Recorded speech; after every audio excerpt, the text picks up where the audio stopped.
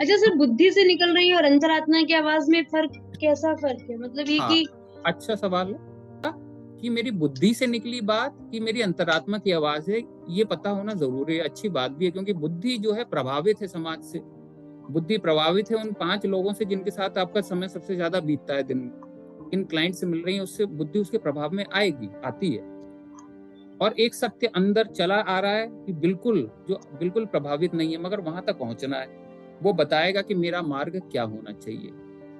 आसपास वाले भी आपके शुभचिंतक हैं, मगर मार्ग बता रहे हैं, मगर उनकी अपनी सीमाएं हैं, अपने तजुर्बे लिमिटेड हैं। तो मेरे कहने का मतलब है,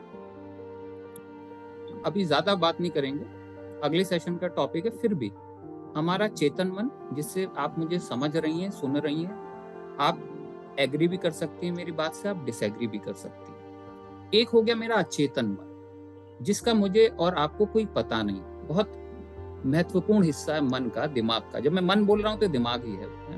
दिमाग का पर्यायवाची समझ लो उसे।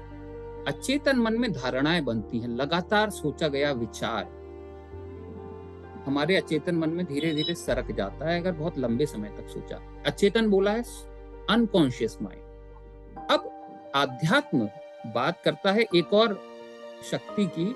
विज्ञान भी उस तरफ उसको डिनाई नहीं कर रहा, एग्री नहीं कर रहा, तो डिनाई भी नहीं कर रहा। चेतन मन, उससे मजबूत अचेतन मन, ये दोनों हमारे एक्सपीरियंस में आते हैं। मगर अचेतन मन को का भी हमें पता नहीं है, मगर फिर भी हमारे रेडार में है।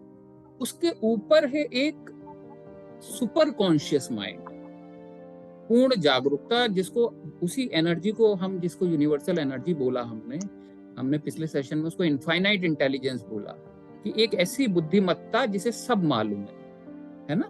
वो किसी पर्दे से नहीं झांकती। कोई व्यक्ति है, उसके बारे में कोई राय बनानी है, तो वो ये नहीं देखेगी कि ये हिंदू है, मुस्लिम है, क्या जाति है, क्या जेंडर है। वो उस व्यक्ति को वैसे ही देख पाएगी जैसे उसकी स्थिति है। वो असल सत्य है, बिल्कुल आंख पे कोई पर्दा नहीं, कोई चश्मा नहीं, वैसे। तो हम उसी को परमात्मा बोला हमने, उसी को हमने सुपर कॉन्शियस माइंड बोला।